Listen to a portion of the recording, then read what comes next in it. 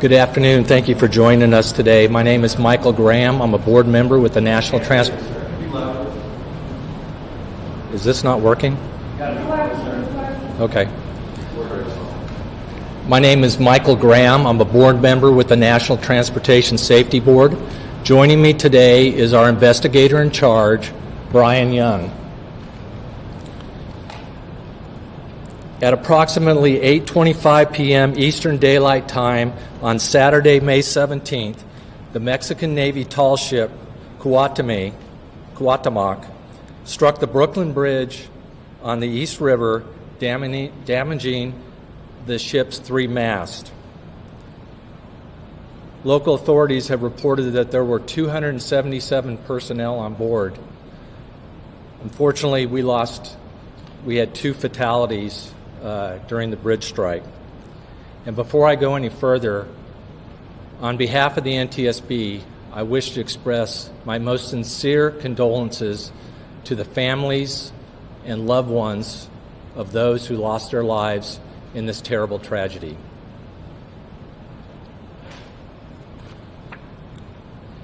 The NTSB arrived on scene late yesterday afternoon and throughout the evening, and our first day on scene was this morning, starting today. We are here to gather perishable evidence, and that's what we will be doing the whole time we will be on scene, and that'll take as many days as it needs to be. This is the start of a long process. We will not be drawing any conclusions. We will not speculate. We will also not be determining the probable cause while we're on scene. The information that we provide today, is preliminary and is subject to change throughout the investigation. What you can expect from us is within 30 days we will have a preliminary report. Investigations take normally between 12 months to 24 months, with one stipulation. If we see some significant safety issue during the investigative process, we could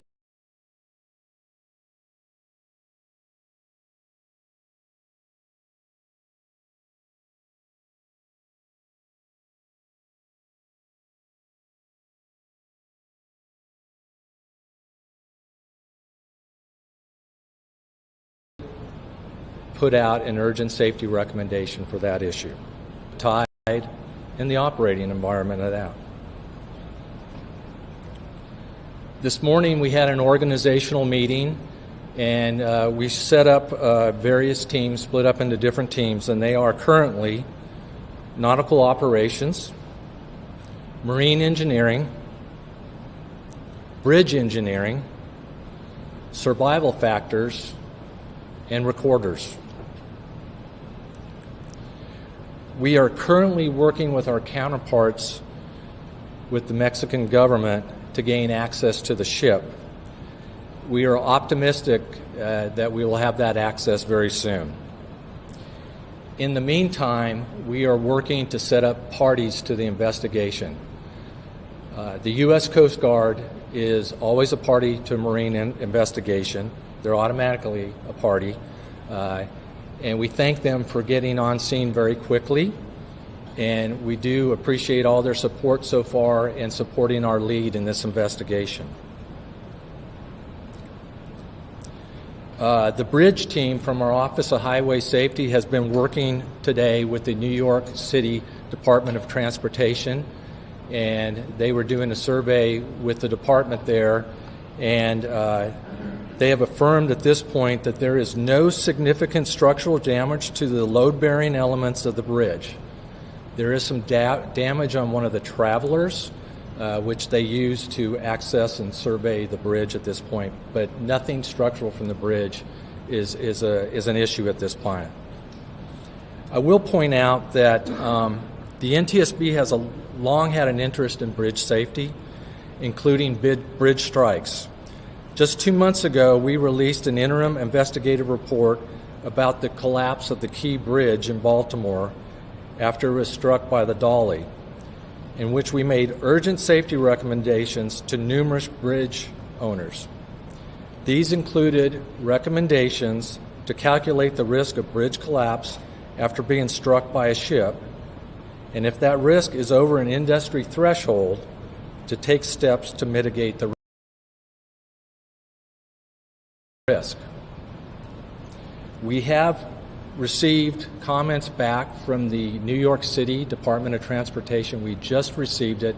We're in the process of evaluating it, but accordingly they have reported that they have run the assessment and their threshold, their calculation is below the threshold. Sure, you bet.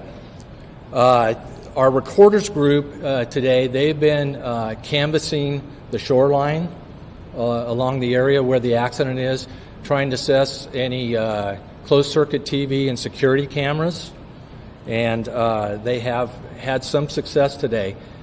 We are very well aware that there's a lot of video out there in social media, people from cell phones and the such, and we would ask if you have video to first email us at witness@ntsb.gov.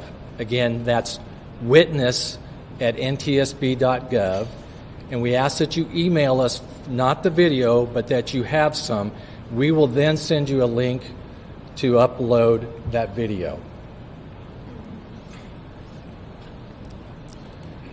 We also have 2 personnel with us from our Office of Transportation Disaster Assistance, and they have been coordinating outreach with the Office of the Mayor of New York City, and we appreciate having them on scene. I will now turn it over to our investigator in charge, Brian Young, to give us some preliminary factual information. Brian? Thank you. Based on preliminary navigational data, I can provide the following timeline for the vessel's movements in New York. The vessel arrived on May 13th around noon and docked port side 2 at Pier 17. The vessel remained there for about 3 days, and at 8:20 p.m. on May 17th, with the assistance of a tugboat, began backing away from Pier 17. The intent was to sail south down the East River and head for sea. Preliminary weather report at this time was dusk conditions, westerly winds about 10 knots, and the current was about 0.3 knots towards the bridge. Upon departing the pier, the vessel's astern motion and speed increased up to 6 knots.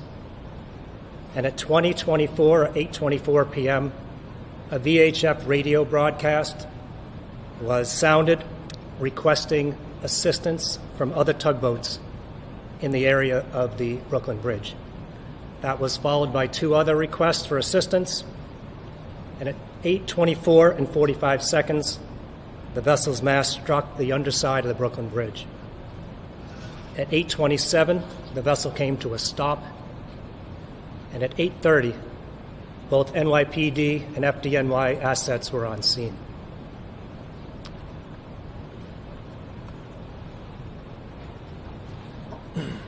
Thank you, Brian.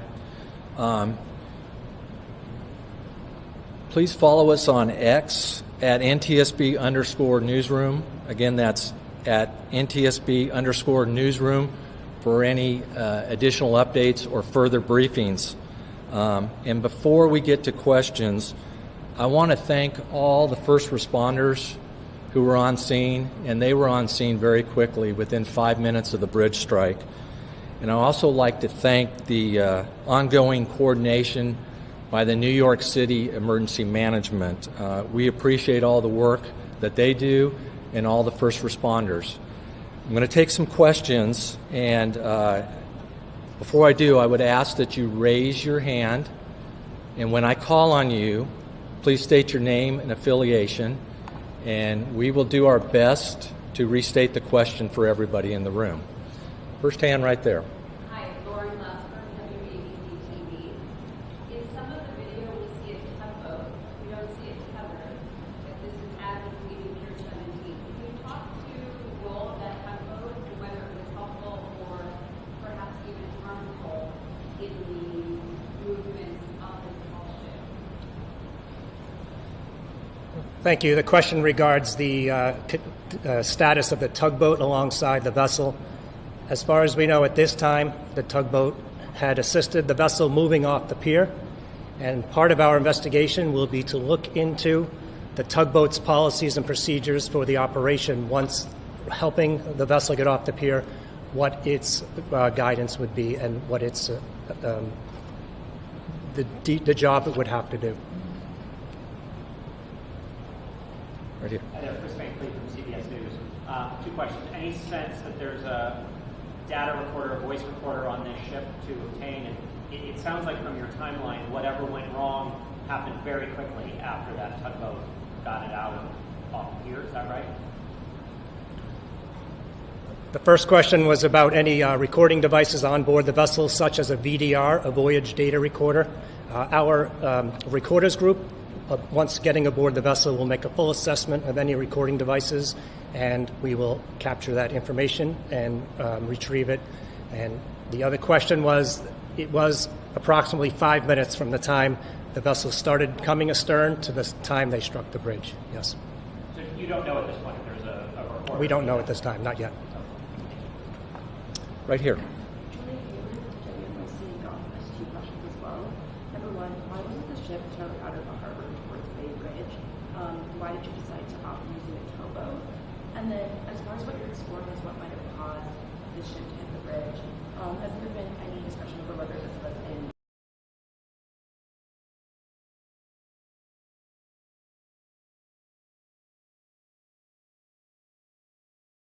engine failure or anything else towards Bay Bridge? Why the decision not to towards Bay Bridge? Why the decision not to use a towboat? The question pertains to the use of a tugboat departing the harbor. Again, we are going to be, that's part of our nautical operations investigation, where we look at the procedures on what is the normal operation for a tugboat assist departing a pier. Discussion over whether this was an engine failure or what might have led to this to happen. The question pertains to a possible cause of the bridge strike, possibly as an engine failure, and we have an engineering group led by myself, which am an engineer, and we will look at the status of the engine. We'll look for any failures, we'll look for engine inspections, and we'll talk to the crew on what may have possibly occurred with the engine. And additionally, if the engine has any sort of ECM or electronic control modules, we'll grab that electronic evidence as well. We need to go to somebody else. I will also state, too, we haven't had a chance to do any interviews at this point. We need to interview the tugboat pilot, the harbor pilot. We'd like to the captain of the ship, and there's a lot of some other crew members we want to do, but we haven't had that chance. And again, we are not determining a probable cause, and we're not going to speculate about one because we haven't gathered enough information yet. We're just at the beginning of gathering the factual information. There's a question right here. Hi there, Mark Morales from CBS.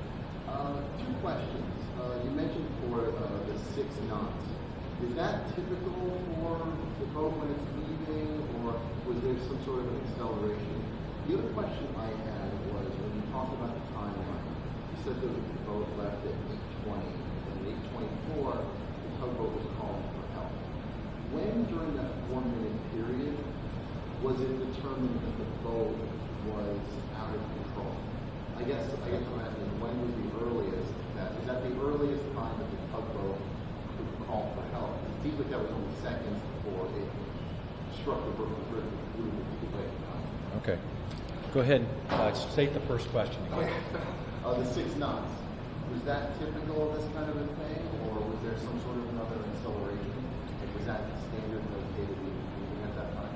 The question regards the speed of the vessel at the time it made contact with the bridge, and it was at 6 knots.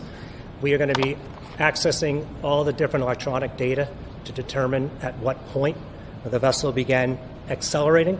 We do have a bit of time where it was maintaining a constant speed of about 2.3 knots, and then the speed began to increase. And that's something we will be looking into as part of our engineering assessment of the operation of the engine. And what time did it start? I'll have to check the data, but we have certain data points that we would be able to look at. And like the request for help? Like when? And the request for help, we had one bit of navigational data that we were looking into. It was the VHF radio. There may have been phone calls. There may have been a cell phone call that we haven't yet discovered. But the first bit of evidence that we have that any VHF conversation was had was at 8:45. I'm sorry, I said 20:24 and 45 seconds. In the back. I'm sorry if you addressed this. Mia Clark from New York One. Sorry if you addressed this already. It's hard to get back here. The NYPD put out a preliminary report saying that there was a power failure of some sort of mechanical issue. I understand you're not drawing conclusions now. Do you have any idea where the NYPD may have gotten that information from? Okay, the question's about the NYPD basically putting out preliminary information about maybe a power outage to the engine or something like that. We don't know where they got that data from.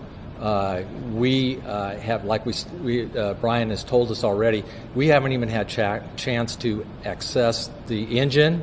So we don't know that. We haven't had a chance to look to see if there's any recorded data or anything like that. So we're not sure where they got that from. But that'll be part of the investigation too. If somebody has information like that, where did they get it from? We don't know at this point. Okay, I'm going to come back over. Back in the back.